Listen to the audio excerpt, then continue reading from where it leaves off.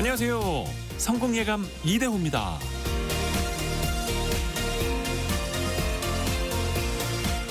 인간은 생각하는 동물이기에 그 생각이 정말 중요합니다. 생각이 행동을 만들고 인생의 방향을 좌우하기 때문이죠. 세상 일이 어렵고 불만스러워도 이를 간단하게 바꿀 수 있는 방법이 있습니다. 바로 나의 생각을 바꾸는 거죠. 세상을 바꾸거나 다른 사람의 생각과 행동을 고치는 건 거의 불가능에 가깝습니다. 하지만 나의 생각을 바꾸는 건 나의 힘으로도 충분히 가능하죠. 프랑스 작가 알퐁스 까르는 이런 말을 남겼습니다. 우리는 장미에 가시가 있다고 불평할 수도 있고 가시덤불에 장미가 피었다고 기뻐할 수도 있다. 세상을 바라보는 방식을 바꾸면 내가 바라보는 세상도 달라집니다. 성공예감 이대호입니다. 시작합니다.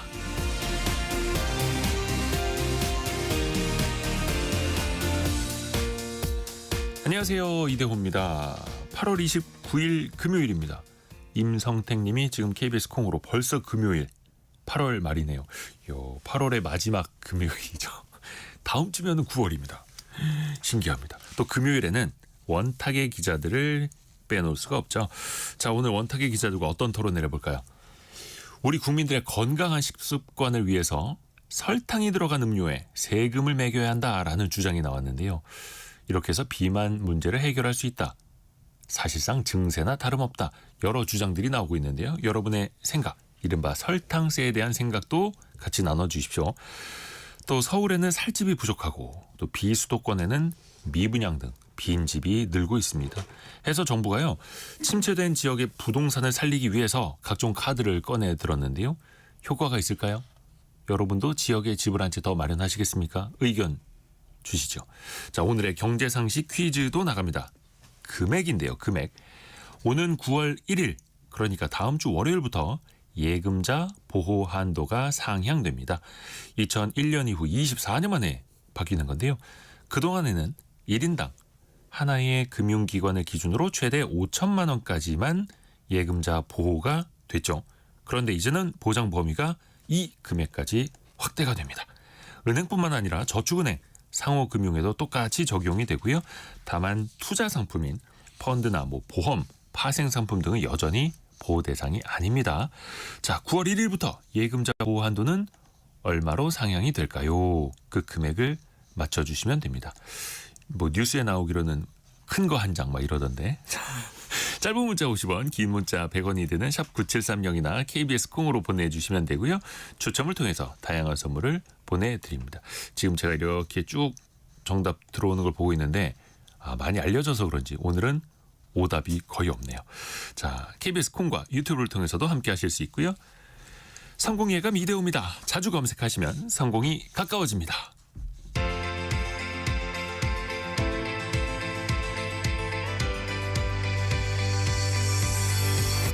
KBS 1라디오 성공예감 이대호입니다.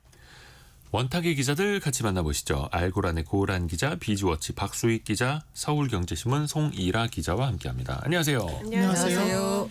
우리 기자분들은 달달한 거 좋아하십니까? 너무 좋아해서 탈이죠. 저는 송이라 기자 왜 한숨 못 쉬어요? 아메리카노를 잘 안 사 먹어요. 그러면 늘 달콤한 바닐라 라떼나.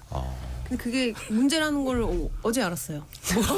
약간 좀 너무한 것 같은데요. 어제 알았어요. 문제인 건 알지만 끊지 못하는 나를 탓하는 게 대부분인데. 박수익 기자도 설탕 많이 넣었어요. 저는 그렇게 자주는 안 먹는데 요즘에 제가 다이어트 하느라고 회식하더라도 술을 잘 안 먹는데 식당에 술 안 먹으면 이제 마실 수 있는 콜라 사이다밖에 없어요. 그렇죠. 그걸 한두 캔씩 먹다 보면 차라리 술 마시라고 이렇게 주변에서 차라리 그거 먹지 말고 이러기도 합니다. 우리 청취자분들은 이제 설탕 들어간 거 많이 드시는지 모르겠는데 최근에 설탕세를 도입해야 한다는 주장이 나왔어요. 근데 이게 최근이 아니고 여러 뭔가 이렇게 학계나 아니면은 정부 쪽에서 뭔가 이렇게 한번 해볼까라고 이렇게 애드벌런 띄우잖아요. 툭툭 나오는. 2016년에도 한번 이렇게 툭 해가지고 한번 당류 저감 종합계획이라는 걸 정부 쪽에서 발표를 했었고요. 21년에는 당시 이제 민주당 의원이 국민건강증진법 개정안을 하면서 당류 음료에다가 좀 뭔가 일종의 설탕세 같은 걸 좀 부과를 하자라는 식으로 또 얘기가 나왔어요. 그러고 있다 이제 조금 지금 이제 25년에 또 이제 얘기가 나오는 거고요. 이번에는 주기적으로 나오고 있습니다. 이번엔 좀 다릅니까? 아니면 같은 내용이에요? 비슷한 내용인데 저는 사실 제가 아이들을 키우는 입장에서 네. 찬성이거든요. 오. 설탕제 도입에. 오. 왜냐면 이 최근에 나온 것도 이 소아 청소년 비만을 줄이기 위한 목적이 유일하다라고 발언하신 분도 있어요. 그러니까 아이들이 그냥 편의점에서 맨날 음료를 사 먹는데 그게 다 액상과당이 너무너무 많이 액상과당.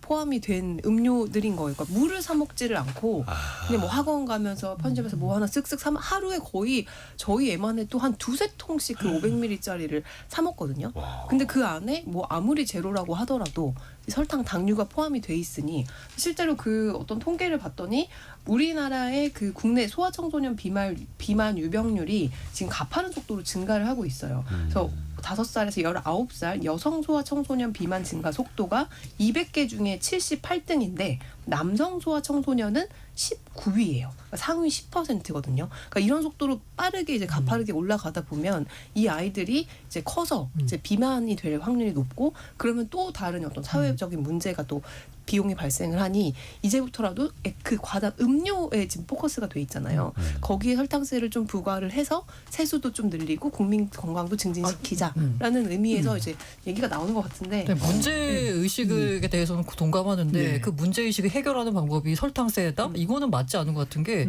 그러면 그 음료에다가 설탕세를 부과한다라고 쳐요. 그 음료 가격이 얼마가 오르겠죠. 모르죠. 그러면 애들이 그걸 안 사 먹을까요? 용돈 올리고 그러니까 1,500원짜리 음료수 1,600원에 사 먹는 셈이 될 수 있죠. 네. 그렇게 경제 교육 엄마 시켜야 나 설탕세 때문에 이제부터 그 달달한 음료를 끊겠어요. 이렇게 말하진 않을 거 아닙니까? 그러니까 문제 의식은 굉장히 공감하는데 해결 방식이 그게 과연 설탕세냐 이 부분에 있어서는 고개를 지금 갸웃하게 우리 또 돼요. 많은 청취자분들이 네. 의견 주고 계시는데요. 일단은 하광희님 아메리카노는 무가당입니다. 설탕 없어요 보내주셨는데 맞아요. 그 스위트 아메리카노라고 캔커피들이 좀 있습니다. 그리고 이민성님은 설탕세 환영합니다. 돈 내고 살 빼러 가는 것보다 설탕에 세금 부과하는 게 훨씬 낫다고 생각합니다. 의견 주셨고 반대로 박성춘님은 설탕에 비만세를 붙이면 밀가루도 쌀도 살찌는 모든 것에 비만세를 붙여야 하는 거 아닌가요? 이렇게 의견 주셨어요. 박수희 기자님 어떻게 생각하세요? 예, 일단 뭐 왜 이게 음료에 세금을 붙이려고 하느냐 보면은 이제 우리나라뿐만 아니라 전 세계적으로 그럴 것 같은데 일단 각종 식품에는 뭐 과일부터 해서 다 당류가 들어가 있는데 네. 가장 많이 당을 섭취하는 게 가공식품이고 그 가공식품 중에서도 이제 가장 많이 섭취하는 방법이 음료다라는 논리죠. 그 다음에 과자나 빵에도 당연히 당이 있는데 그래서 이제 음료에 붙이는 것 같고 저도 약간 조금 의문인 건 취지는 알겠는데 사실 가공식품이 한두 개가 아닌데 그러면 사탕은 과자는 빵은 뭐 이렇게 나가면은 설탕 안 들어가는 게 거의 특정 없는데. 산업이나 특정 제품에만 좀 더 차별적인 부담금을 매기는 게 또 조세 형평에 맞지 않는다 이런 논리에도 어느 정도는 좀 공감이 되는 것 같고요. 1248님 그렇다면 술 가격도 오르나요? 그 술에도 약간의 당이 있다고 하는데 요즘에 또 그 무가당 그 소주도 많이 제로 나오죠. 소주. 네. 그리고 전우태님은 짜게 먹으니까 소금세도 매깁시다 이런 말씀해 주셨고 근데 이거를 그러면 하나하나 또 우리가 이야기하기 전에 이미 도입한 나라들이 있는지 그 나라들은 과연 이런 설탕세를 도입을 해서 국민들이 건강해졌는지 좀 효과를 좀 따져볼까요? 예, 대체적으로 효과가 있다라는 지금 분석이 많아요. 그러니까 이게 뭐 제일 빨리 도입한 나라는 뭐 2014년 이때부터도 도입을 한 것 같은데 2016년도에 이제 세계보건기구가 이 당류 음료에 설탕세를 부과하라고 권고를 했고 네. 그 이후에 이제 미국 일부 지역과 뭐 영국, 핀란드, 필리핀 이렇게 그 나라들이 쭉 도입을 하면서 이제 2000년대 초반만 해도 설탕세 도입 국가는 17개국에 불과를 하다가 지금은 120여 개국으로 늘어난 상황이거든요. 네. 그래서 이게 대체적으로 효과를 봤다라고 한 나라들은 영국이 있는데 탄산음료에 100ml당 설탕 함유량이 8g 이상이면 리터당 0.24파운드를 부과를 하고 설탕이 5에서 8g이면 리터당 0.18파운드를 2018년부터 부과를 했어요. 그러니까 설탕의 함유량에 따라서 차등으로 세금을 부과를 했더니 이 가당 음료를 통한 당 섭취량이 15.5g에서 10.8g으로 감소를 했고요. 법 도입 2년 만에 음료 제조업체가 설탕량을 하향 조정을 했습니다. 그리고 그랬더니 이제부터는 우리 그럼 이 음료뿐만이 아니고 다른 것도 좀 이렇게 도입을 해보자. 이렇게 지금 논의가 되고 있는 상황이에요. 근데 또 반면에 뭐 프랑스나 핀란드 같은 나라는 잘 모르겠는데 도입을 했는데 그 효과가 아직은 뭐 약간 갸웃한 나라도 있고 그래서 좀 그러니까 이거는 결국 계속 이게 살펴봐야 될 것 같아요. 예. 설탕세가 도입이 된다. 그러면은 가격을 올릴 수밖에 없다. 그러면 소비자들이 외면할 것이다. 해서 업체들이 우선 그런 설탕을 좀 빼거나 대체하자. 아마 이렇게 가서 건강이 증진되지 않을까 생각이 드는데 이동현님은 그러면 생수랑 아메리카노 외에는 다 세금이 붙을까요? 그러니까 그만큼 설탕 들어간 것이 많다라는 거죠. 근데 이게 진짜 국가적으로 국민들의 비만도가 심해가지고 어쩔 수 없이 좀 건강을 세금으로라도 좀 챙겨야겠다라고 하는 나라들이랑 우리나라는 상대적으로 좀 비만도가 그렇게 높지는 않잖아요. 다른 나라랑 비교해 보면 어떻게 생각하세요? 그만큼의 필요성이 있을까요?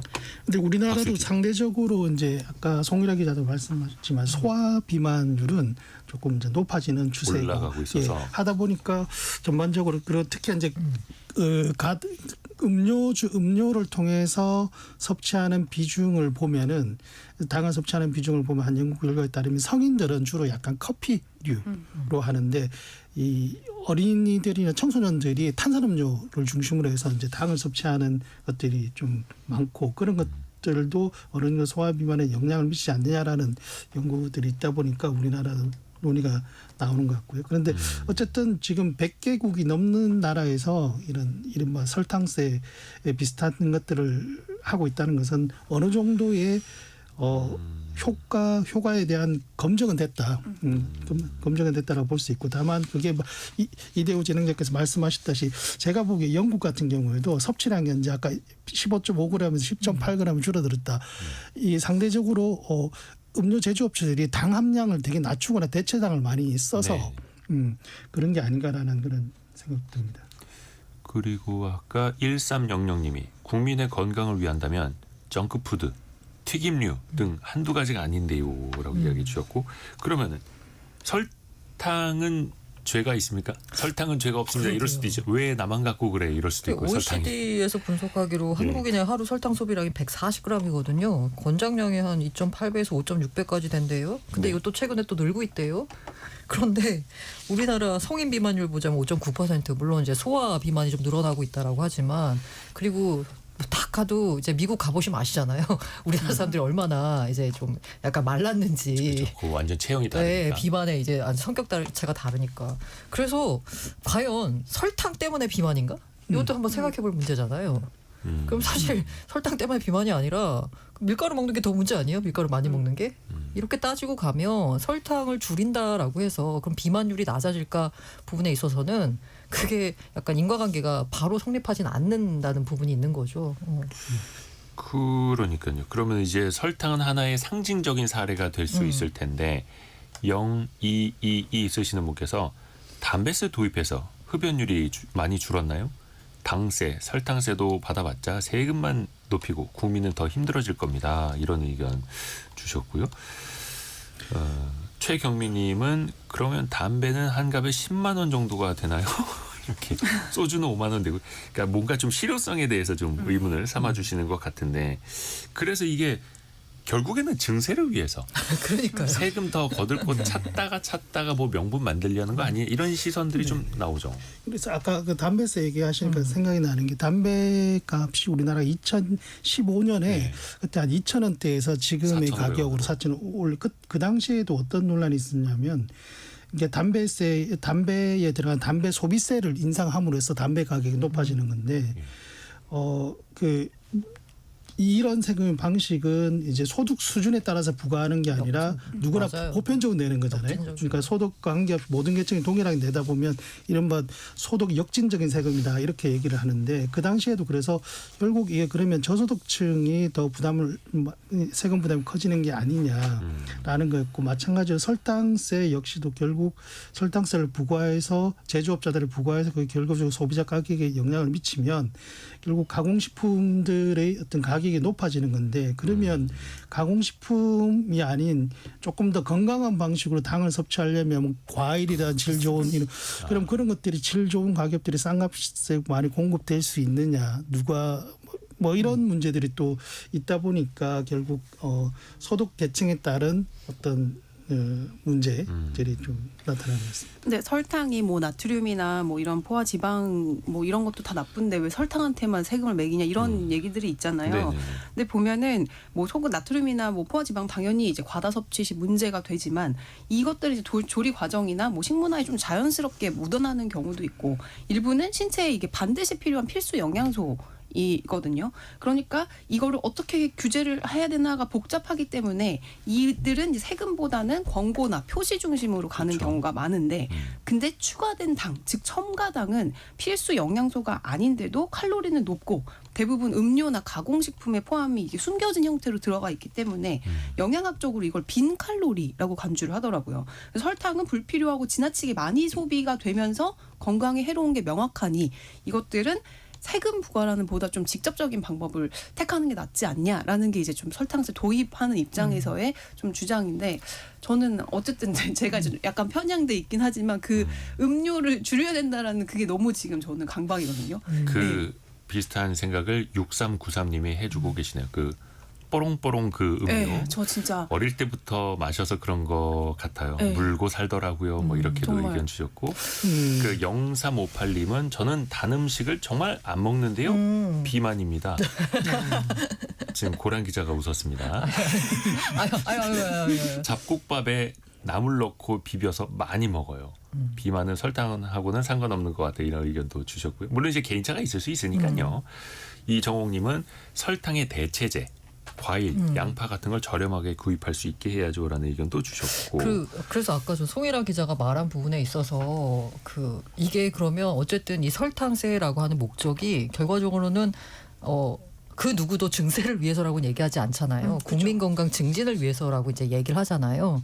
그렇게 보면은 저는 과연 그러면 설탕세를 붙였을 때 소비가 이제 줄어들 것인가라는 부분에 있어서 그게 직접적인 인과관계가 안 될 것 같아요. 그냥 오히려 가격만 높이는 방법이 될 것 같고 그게 아니라 우리가 이제 그 담배 같은 경우나 아니면 뭔가 유해한 것들이 있을 때 이 설탕이 얼마가 들었는지를 그러니까 담배 같은 경우에 아주 그 담배 가게에다가 굉장히 약간 무서운 그림을 넣고 이러면서 약간 흠칫하게 좀 만들잖아요. 맞아요. 그런 것처럼 설탕세가 아니라 이 설탕을 조금 약간 줄이는 게 목적이라고 하면 음료에다가 세금을 부과하는 게 아니라 그래서 가격을 높이는 게 아니라 정말 크게 설탕이 여기는 안 좋습니다. 35g이 들어갔습니다라고 이렇게 크게 표기를 하게끔 그러니까 막 치아다 충치 생기는 맞아요. 그래서 이렇게 캠페인 표시 방법을 맞아요. 약간 해서 그걸 좀 줄이도록 스스로 소비자가 노력하도록 해야지 가격을 인위적으로 끌어올려가지고 줄이겠다라는 방법보다는 오히려 소비자에게 각성을 하도록 만들어서 줄이는 게 맞지 않을까.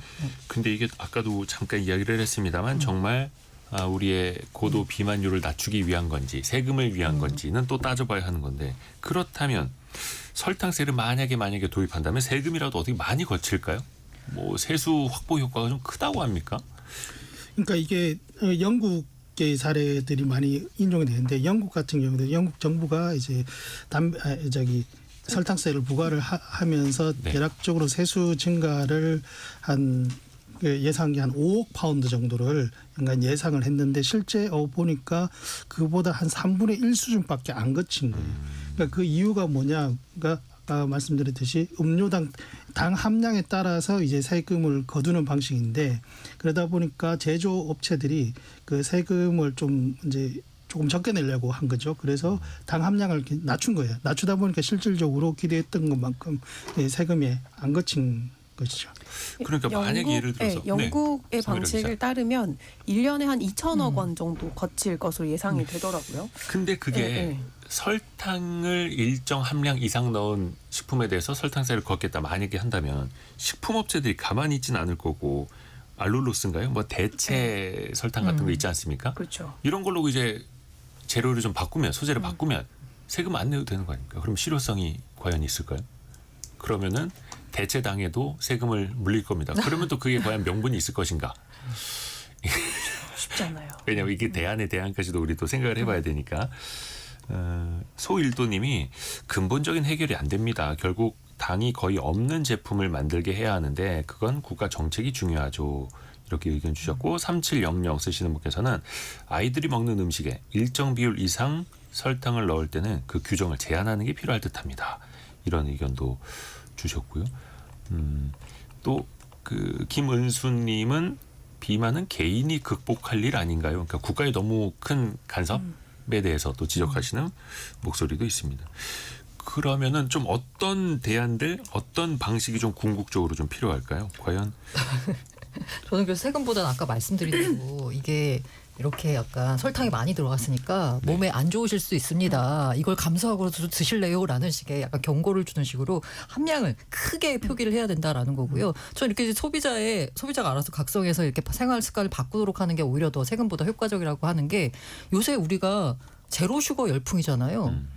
제로 슈거 열풍이라고 하는 게 정부에서 제로 슈거가 좋아요라고 한 게 아니라 소비자가 스스로 야 설탕이 좀 문제라는데 우리 좀 슈거가 없는 걸로 좀 해볼까라고 해가지고 소비자 행동이 바뀐 거니까 세금을 부과해서 세금의 목적이 증세가 아니라면 소비자의 행동을 스스로 바꾸게 만드는 표시를 뭔가 더 직관적이고 더 알아보기 쉽고 경각심을 가질 수 있게 바꾸는 방식이 더 낫지 않을까라는 생각을 합니다. 송일혜 기자. 저도 인식 개선이 진짜 중요하다고 생각하는 게 사실 제가 정말 무분별하게 설탕을 소비하는 사람 중에 한 명이거든요. 네. 근데 이번에 이거를 이제 주제를 공부를 하면서 이제 권장 소비량이라는 거를 처음으로 이제 네. 실질적으로 이제 느낀 거예요. 이게 성인 기준 하루에 2,000kcal를 소모하는 사람은 거기에 10%, 그러니까 즉 200kcal 정도에 해당하는 게 이제 권장량이거든요. 이거를 그람수로 환산을 하면 50g이에요. 그러니까 하루에 50g 정도를 먹으면은 이제 정상이고 이제 WHO에서는 그거의 절반 정도를 먹어야 건강한 이것도,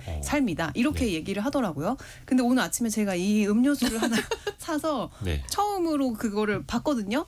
여기 하나에 35g이 들어있더라고요. 당류가. 이미 그 한 그러니까, 잔으로. 예, 그리고 이제 아이들이 특히 버블티 같은 거 정말 많이 아, 먹거든요. 맞아요. 그 500ml짜리 버블티 하나에 하루에 당류가 다 들어가 있습니다. 아, 그러니까 이제 아이들에게도 그 뽀땡땡 그 주스에도 아마 제가 이제 모르긴 몰라도 30g 정도 그 정도 내외의 설탕이 아. 들어가 있을 거예요. 그러니까 이게 이렇게 안 좋다는 거를 이제 엄마인 나부터도 알고 아이들한테도 인식부터. 계속 인식을 좀 해주면서 우리 그리고 요리 그쵸. 프로그램 같은 거 보면은 설탕 막 확 넣잖아요. 슈가보이 슈가보이, 이라는 분도 네. 있고. 그런 것들부터 조금 예. 그러니까 예를 들어 저만 해도 지금 아마 설탕세 얘기가 그냥 이미 만들어진 페트병 음료수에다가 뭐 이렇게 붙인다 이런 걸 텐데 그건 아닌데 예를 들면 이제 별다방 같은 데 가가지고 네. 음료를 시킬 때 이게 약간 되게 단 음료들이 많잖아요. 네. 그런데 단 음료를 그냥 무심코 시켰는데 어느 날 그렇게 누르니까 거기 칼로리 정보가 뜨더라고요. 칼로리와 함께 당류가 얼마가 했는지. 근데 그걸 굉장히 여러 번 들어가야지 봐야 돼요. 아. 그런데 여러 번 들어가서 확인을 하고 나니까 흠칫 못 시키겠더라고요. 그다음부터는 네, 그러니까 이걸 만약에 소비자한테 직관적으로 보여주면 생활 습관이 좀 바뀌지 않을까. 그런 것도 좋은 방법인데. 그리고 또 어디 식당 갔을 때 옆에 사람들이 다 제로 콜라 주세요, 제로 콜라 주세요 하는데 저 혼자 그냥 오리지널 콜라 주세요 이러면 또 왠지 나만 이상한 것 그리고 같고. 그 얘기도 있어요. 식당에서 시키는 그 밥. 공깃밥이 거의 백미잖아요. 그쵸. 그 백미에도 당이 엄청 많이 그렇죠. 들어가 초도당이 있는데 되니까.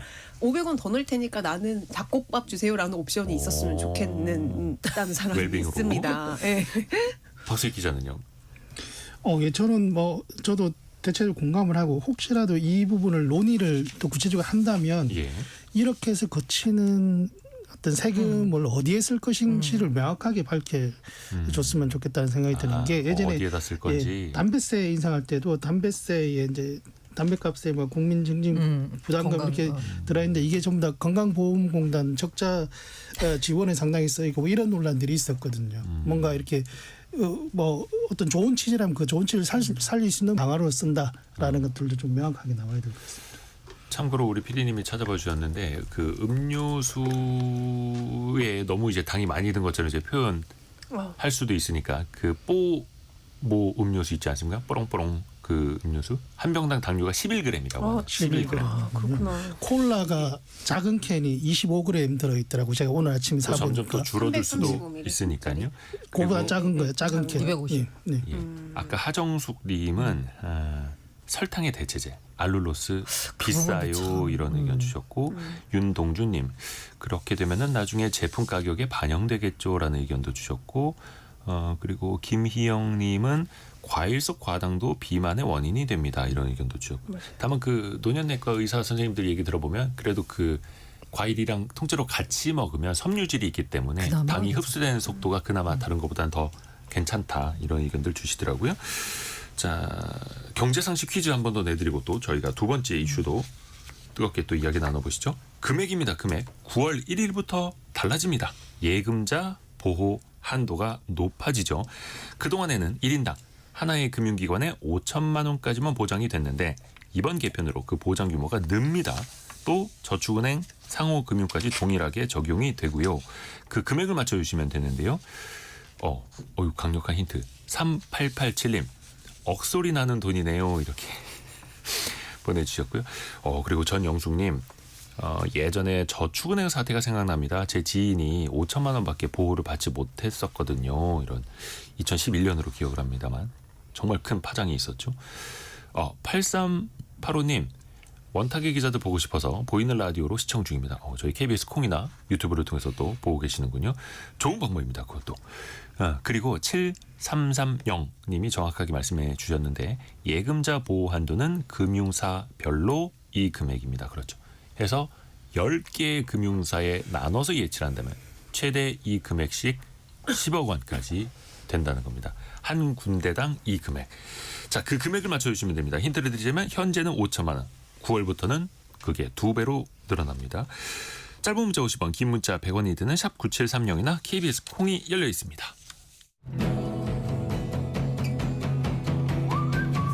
오늘의 움직임에 주목하고 세상의 흐름을 놓치지 않습니다. 여러분의 내일을 응원하며 성공의 열쇠를 함께 찾아갑니다. 성공예감 이대호입니다. 자, 두 번째 이슈는 집 이야기입니다. 그냥 집은 아니고 빈집입니다. 빈집. 사실 지역에 지방에 좀 빈집이 많이 늘고 있다고 하죠. 해서 정부가 또 새로운 정책을 내놨더라고요. 좀 누가 소개부터 좀 해주실까요? 지방세제 고랑기사? 개편안을 발표를 했습니다. 지방세제를 개편한다라는 거니까 지방세를 개편하는 거죠. 네. 지역경제 회복을 위해서요. 순서가 비수도권, 인구 감소 지역 중심으로 지방세를 더 깎아주겠다라는 겁니다. 전국에 한 13만 4천호 정도가 된다라고 해요. 빈집이. 그래서 이제 지방세를 개편해서 이 감면율이 수도권, 비수도권, 인구 감소 지역 순으로 지방세 감면율을 높게 적용합니다. 그러니까 인구 감소 지역일수록 한 75% 지방세를 막 깎아주는 거예요. 이렇게 해서 지방 주택 시장 건설 투자 활성화하기 위한 건데 만약에 이제 비수도권 지역에 있는 미분양 아파트 매입하면 취득세 50% 깎아줍니다.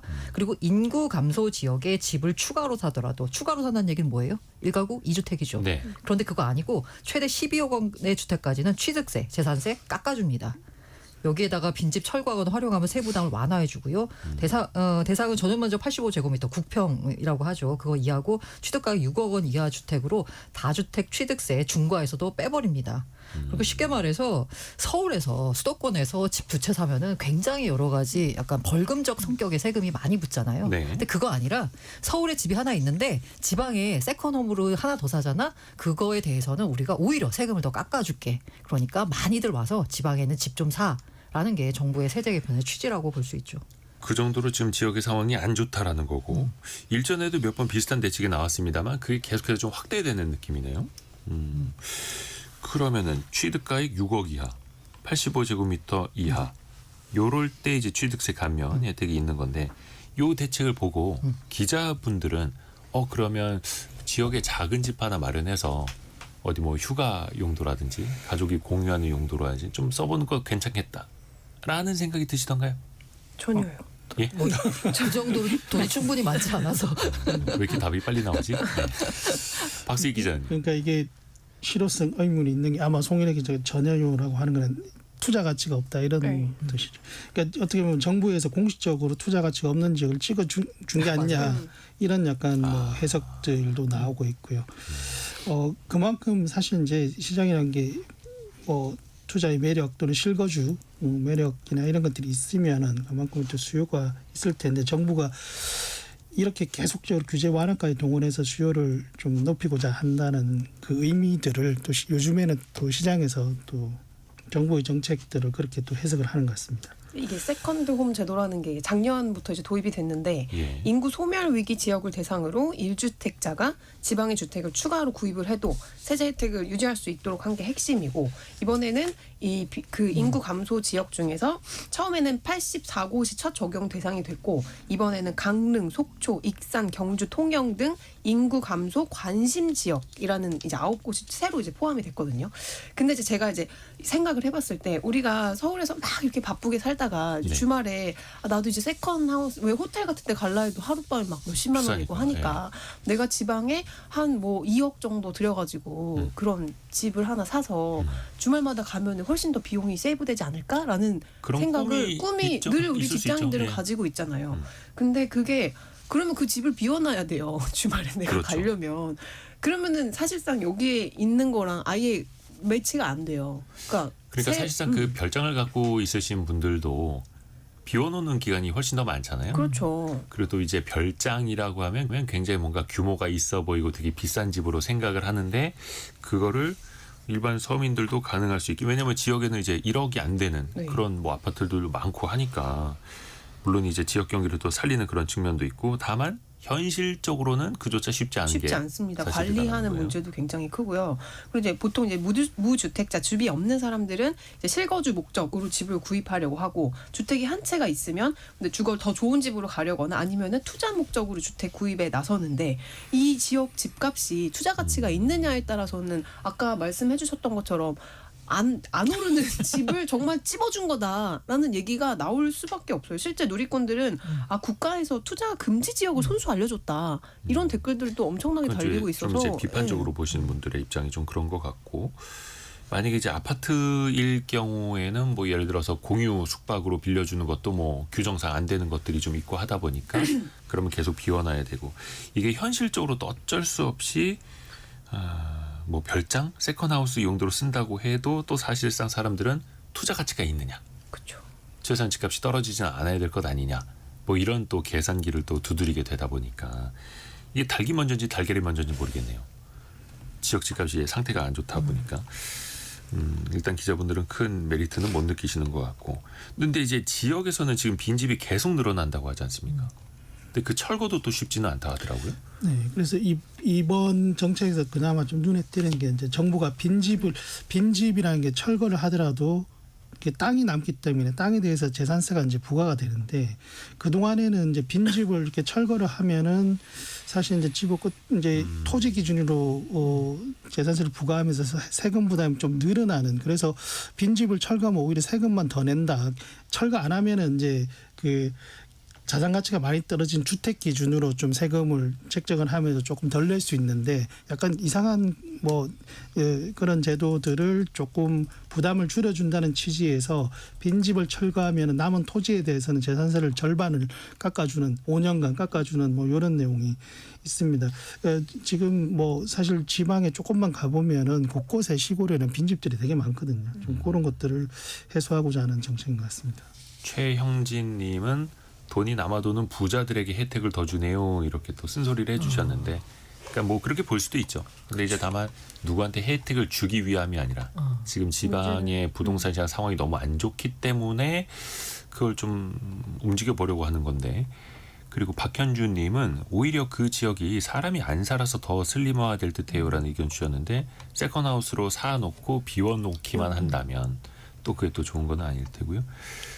김진우님 10년 전, 20년 전 관점으로 부동산 시장을 바라보면 안 됩니다. 뒤에 받쳐줄 매수자가 없다는 게 문제입니다. 인구는 줄고 학령 인구 급감해 청년들은 수도권으로 전부 떠나는데요. 그저 탁상 공론인 듯합니다라는 의견 주셨고요. 유솔님은 지역에 그 집을 살 돈이 있으면 미국 주식을 사겠어요라고 보내주셔서 이게 참 씁쓸한 현실이기도 합니다. 그러면 뭔가 우리 시장에서 우리 내부에서 뭔가 더 매력도를 이제 느낄 수 있게끔 해야 하는데 물꼬를 돌리기가 참 쉽지가 않네요. 또 그 지역의 비수도권의 빈집이라는 게 농촌가에만 있는 문제는 또 아니라 하더라고요. 서울에도 요새 빈집이 꽤 많더라고요 보니까. 그 한국부동산원의 그 빈집 정보 시스템 빈집에를 보면 작년 기준 서울시에 6,711호의 빈집이 존재를 하는데 이제 지역별로는 성북구가 제일 많고 용산, 강북, 종로구 순인데 이게 농촌의 빈집이 고령화, 뭐 인구 감소 같은 이제 구조적인 변화 때문이라면 도심 속의 빈집은 정비 사업이 이제 지연이 되거나 뭐 갑자기 한다고 했다가 해제가 되거나 이런 식으로 인해서 발생이 되고 있는 경우가 많아요. 그래서 정비구역으로 지정이 되면 이제 소규모 개발이나 신축 건설 같은 행위가 이제 제한이 되니까 개발이 안 되고 또 해제되면 그대로 방치가 되는 거죠. 혹은 뭐 재개발 기대를 하고 이제 매입했다 그냥 방치하는 경우도 많고 근데 이제 너무 다 흉물스러우니까 그게 도시 미관에도 안 좋고 좀 문제가 많은 것 같더라고요. 그러게요. 그러니까 지역에서도 농어촌뿐만 아니라 지방 도심지까지 또 서울의 일부 지역에서도 빈집들이 또 있게 되고 어떻게 보면은 물론 이제 지역과 서울은 좀 사정이 다를 수는 있겠습니다만 또 그 사이에서 서민들의 주거난은 계속되고 있는 거고 좀 아이러니한 상황인데 이거 좀 어떻게 봐야 될까요? 박수익 기자는 어떻게 보세요? 그러니까 서울의 빈집은 사실 뭐 크게 이렇게 특수한 경우를 제외하고는 어떤 개발에 대한 지연 이런 문제이기 때문에 빈집 자체의 문제보다는 오히려 서울이 좀 최근에 되게 특이한 점은 서울의 인구는 사실 2010년을 정점으로 꾸준히 좀 감소를 하는 추세라고 하는데 네. 반면 가구 수는 굉장히 늘어나고 있습니다. 인구는 주는데 그 얘기는 이제 1인 가구, 2인 가구가 굉장히 좀 많아지고 있다는 것이죠. 1인 가구, 2인 가구가 많아지는데 그 가구 수가 증가하는 것에 비해서 서울의 주택 공급은 어떠냐 좀 부족한 상황. 그러니까 그 되게 이상한 현상이죠. 인구는 줄고 근데 가구 수는 늘어나고 거기에 따라서 주택이 이제 공급이 받쳐주지 못하니까 서울은 계속해서 수요가 생기는 것이고 또 이 내용이 또 부작용이 뭐냐면은 가구 수가 늘어나는 가구 수가 대체적으로 1인 가구나 2인 가구인데 여기는 다른 가구에 비해서는 약간 경제적인 상황이 조금 소득 수준이 낮을 수 있는 그러다 보니까 주택을 매매하기보다는 전세나 월세로 들어가는 그렇죠. 경우가 많죠. 그러다 보면 전월세 시장도 계속해서 조금 안정화되기 어려운 상황이 나오고 뭐 그런 것들이 최근 눈에 띄는 현상인 것 같습니다. 1인 가구 많아지면서 작은 집과 또 전월세 수요는 높아지고 있는데 과연 그만큼의 또 공급이 따라가느냐 서울 내에서는 또 그게 또 쉽지는 않고요. 그러니까 한켠에서는 이제 빈집이 늘어나고 있는데 그럼에도 공급은 또 계속되어야 하는 게 현실이고요. 물론 이게 지역마다 다를 수는 있겠습니다만 이 부분은 좀 어떻게 보세요? 송일아 기자. 저는 일단 1인 가구가 이렇게 뭐 많은 건 알고 있었지만 작년 기준으로 1,000만 가구를 가구를 넘었더라고요. 이게 전체 가구의 42%나 되는 수준인데 이게 보면은 연평균 서울의 연평균 가구 수 증가량이 뭐 2021년에서 2023년까지 2년 동안 3년 동안 5만 3천 가구인데 같은 기간 주택 수는 3만 3천 가구에 그쳤단 말이죠. 그러니까 2만 증가가. 가구가 연간 이제 2만 가구가 부족한 상황이에요. 그러니까 이렇게 주택이 없는데 공급이 안 되는 상황인데 가구 수가 점점 늘어나다 보니 그러니까 서울은 이게 지방은 근데 또 반대예요. 전국 단위로 보면은 죄송합니다. 2023년 기준 전국의 가구 수는 30만 가구가 늘어난 반면에 주택 수는 39만 가구가 증가를 했단 말이죠. 네.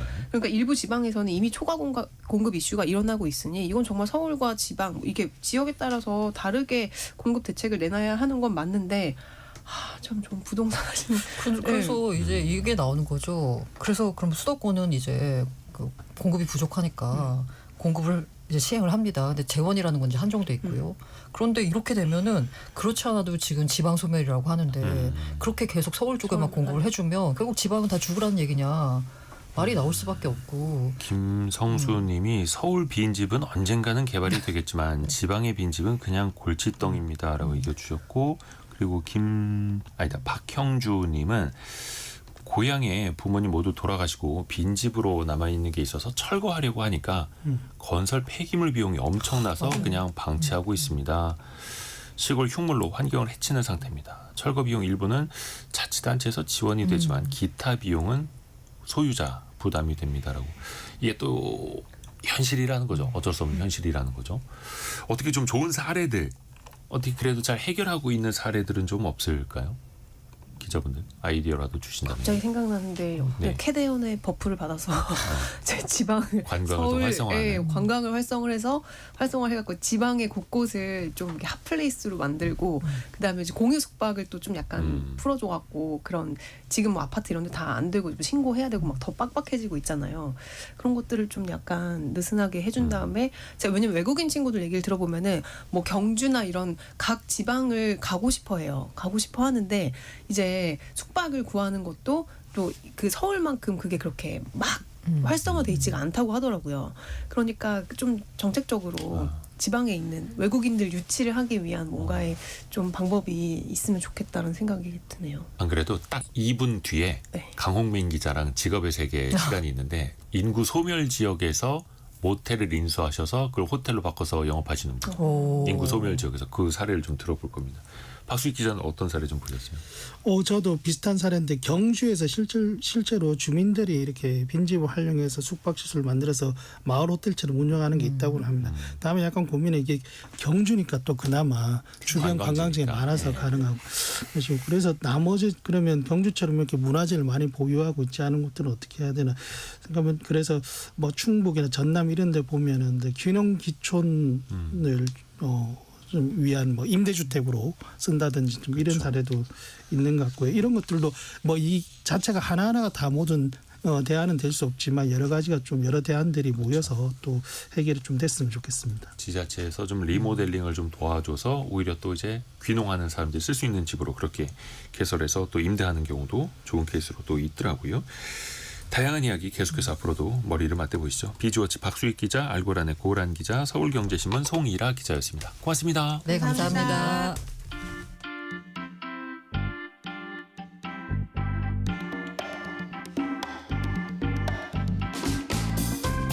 지금 여러분께서는 KBS 1라디오 성공예감 2대호입니다를 듣고 계십니다. 프로그램에 참여하신 청취자 여러분께는 추첨을 통해 아름다운 식탁 창조 주비푸드에서 뿌리 담은 리얼 생와사비를, 쉽고 빠른 판촉물 제작 시너지 기프트에서 고속 충전 마우스패드를, 그리고 성공예감에서 준비한 커피 쿠폰을 보내드립니다. 당첨자는 성공예감 2대호입니다 홈페이지에서 확인하세요.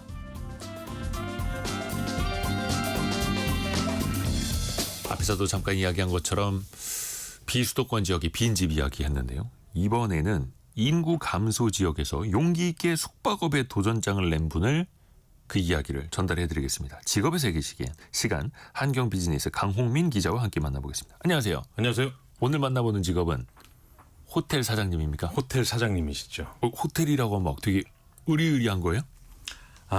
규모가 그렇게 의리의리하진 않고 네. 저도 이제 그 돈이 많으냐, 네. 집에서 좀 물려받으신 게 많으냐 그러니까. 궁금해서 이제 여쭤봤는데 그건 아니었고요. 이분이 이제 2000년도 초반 무렵에 이제 너도 나도 한다는 이제 재테크를 한번 해보려고 경매를 배웠답니다.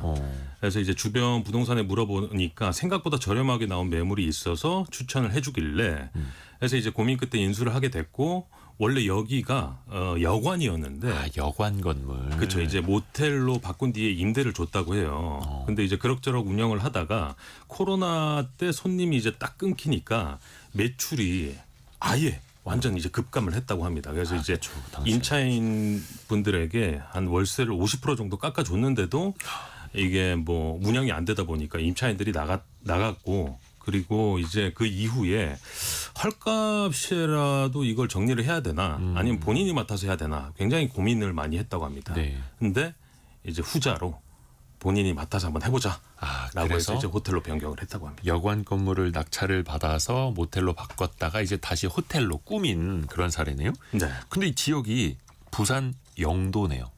여기는 영도입니다. 인구 감소 지역이라고 하던데요. 그렇죠. 사실 그 인구 감소 지역 하면 늘 빼놓지 않고 나오는 동네가 예. 부산 영도인데 사실 제가 그 학창 시절에 살던 동네거든요. 오, 그래요? 그래서 제가 살던 곳과 그리 멀지 않은 곳에 이제 호텔이 좀 위치해 있었는데 그래서 저도 이제 신기하기도 하고 굉장히 좀 궁금하기도 해서 만나고 왔는데 이분이 이제 아까 말씀드린 대로 이제 경매 물건을 찾다가 이 영도 하리에 있는 허름한 여관까지 알게 됐다고 합니다. 네. 그래서 이제 이 건물이 굉장히 또 오래되고 경매에 올려도 계속 유찰이 되다 보니까 인기가 없었대요. 근데 이제 주변에 이제 부동산 하시는 분이 추천을 좀 해주셔가지고 이제 매입을 하게 됐는데 일단 갖고 있는 자금이 굉장히 부족하다 보니까 여기서 한번 시작을 해보고 잘 되면 확장을 하자. 뭐 이런 생각으로 이제 시작을 했다고 합니다. 그래서 호텔로 바꾸신 거잖아요. 그렇죠. 그러면 어떻게 잘 되시는 거예요? 소비자들의 선택을 좀 받은 걸까요? 사실 이분이 네. 그 호텔을 하기 전까지는 30년 정도 이제 직장 생활을 하다가 갑자기 이제 뛰어들다 보니까 숙박업 이 경험이 없잖아요. 그렇죠. 처음에. 그래서 굉장히 이제 그 뭐 처음에는 고민이 좀 많았었다고 합니다. 어떻게 좀 운영을 해야 될지 주변과 비슷하게 주변에 있는 호텔이나 뭐 모텔 같이 이렇게 좀 비슷하게 해야 될지 고민이 좀 많았었는데 그렇게는 하지 않고 본인만의 색깔을 좀 덧입혀서 영도 그리고 부산에 있는 이런 뭐 특색 있는 특산물들을 있게. 좀 호텔에 보여주고자 굉장히 많은 노력들을 했다고 합니다. 이야, 그 특색 있게 차별화하는 게 사실은 더 어려운 건데. 그렇죠. 또 막 마케팅 홍보도 해야 되잖아요. 맞습니다. 근데 사실 뭐 그러다가 처음에는 본인이 아무리 고민해도 이 숙박업을 어떻게 해야 될지 모르니까 네네네. 주변에 뭐 SNS나 유튜브 그리고 주변 지인들에게 굉장히 좀 많이 물어봤다고 해요. 공부해야죠. 그렇죠. 그 찾는 시간이 굉장히 좀 길었다고 하는데 네.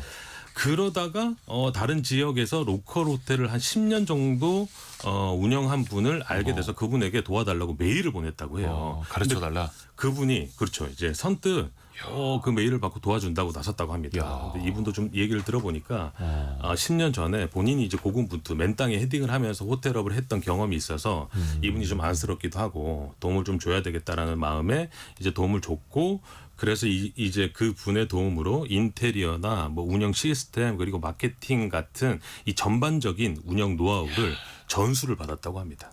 어유, 좋으신 분을 잘 만났네요. 키다리 아저씨죠. 그러네요. 그러면은 어떻게 손님들이 좀 많이 찾기 시작했을까요?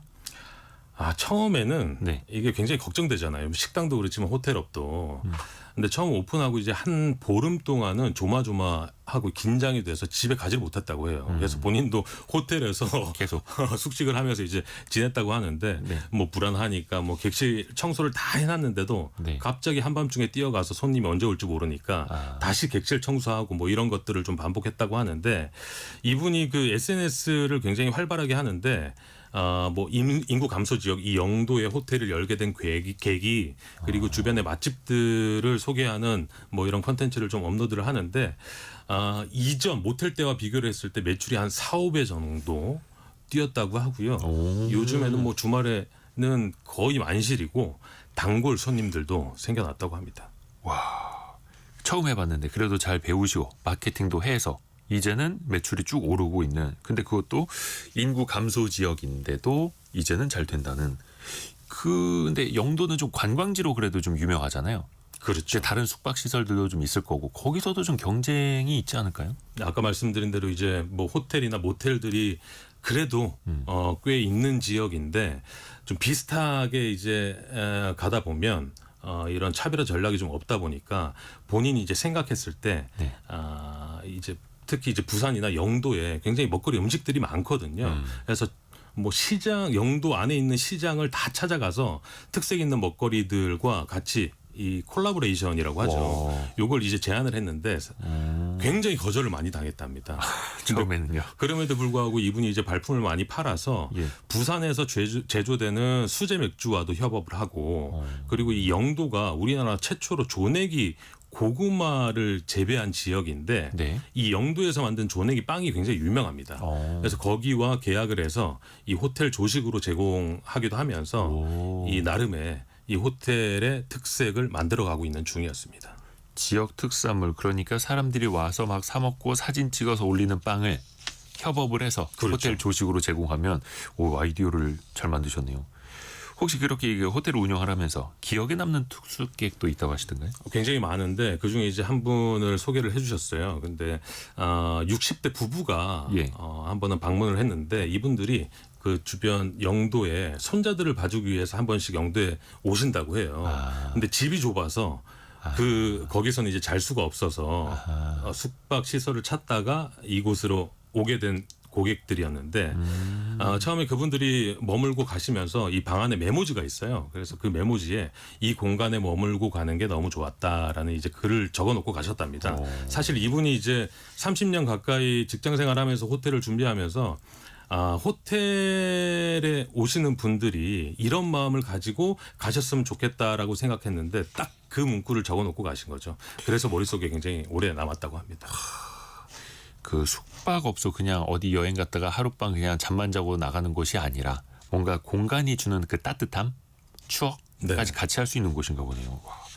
또 이분이 30년 가까이 이제 직장 생활하신 분이라고 했는데 네. 그럼 지금이랑 직장 생활할 때랑 비교해 보면 만족도는 어떻다고 합니까? 호텔 운영이 직장 다닐 때보다 일의 뭐 집중도와 스트레스는 더 높지만 네. 그래도 그만큼 수입이 마찬가지로 좀 올라가서 굉장히 행복하고 만족감을 느낀다고 하고요. 잘 되시니까. 그렇죠. 제가 평소에 이제 육아를 할 때 얘기를 좀 많이 하는 이야기인데 네. 정말 행복한데 이 일이 처음이다 보니까 정말 인생의 끝을 보는 고통을 힘들고 같이 행복한데 힘들고. 그렇죠. 공존한다는 느낌이라고 합니다.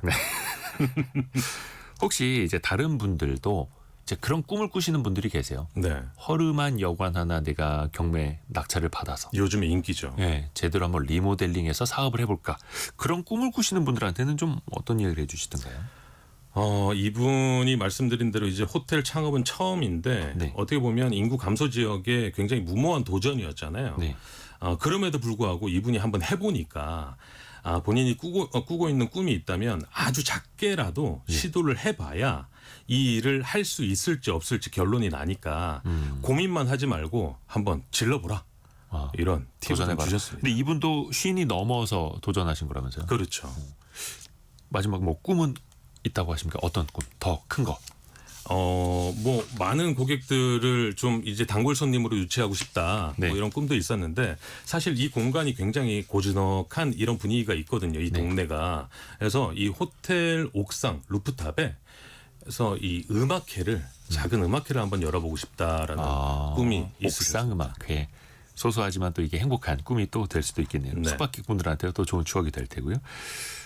어디냐고 여쭤보시는 분들 많은데 영도에 그 강훈민 기자의 기사를 찾아보면 나오겠죠. 맞습니다. 강훈민의 굿잡에 나옵니다. 한경 비즈니스 강홍민 기자였습니다. 고맙습니다. 감사합니다. 자, 2부에서는요. 뿌리 깊은 제조업 시간으로 돌아옵니다. 여러분이 좋아하시는 곽지식 작가와 재미나게 이번에는 자외선 차단제 이야기할 겁니다. 도대체 이 선크림은 어떻게 만들어지는지 재미나게 또 과학 이야기를 풀어드립니다. 잠시 뉴스 들으시고요. 10시 5분에 금방 다시 뵙겠습니다.